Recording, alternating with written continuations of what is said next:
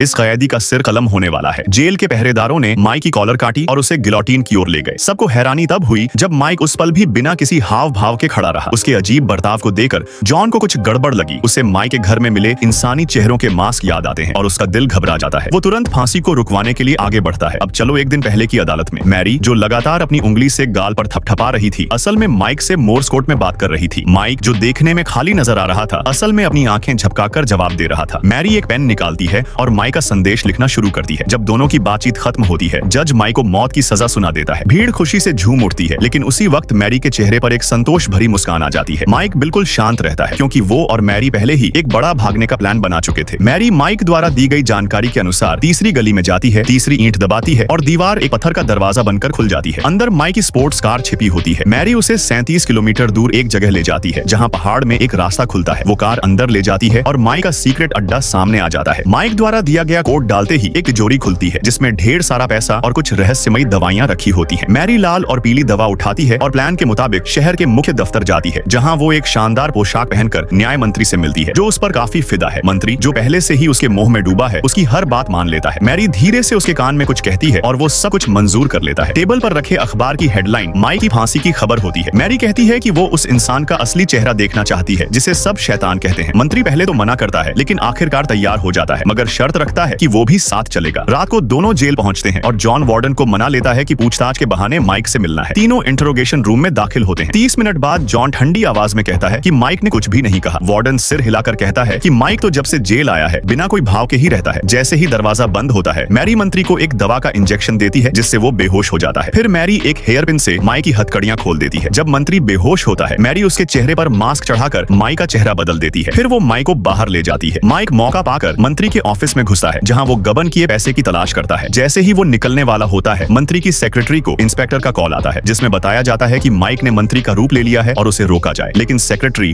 उसे किसी ठगी की कॉल समझकर गुस्से में काट देती है। माइक, जो सब सुन रहा था, जल्दी से वहां से भागता है। उस पुलिस वाले के सामने से निकलता है जो उसे पकड़ने आया था। फिर वो बाहर निकलकर मैरी की कार में बैठता है और दोनों वहां से निकल जाते हैं।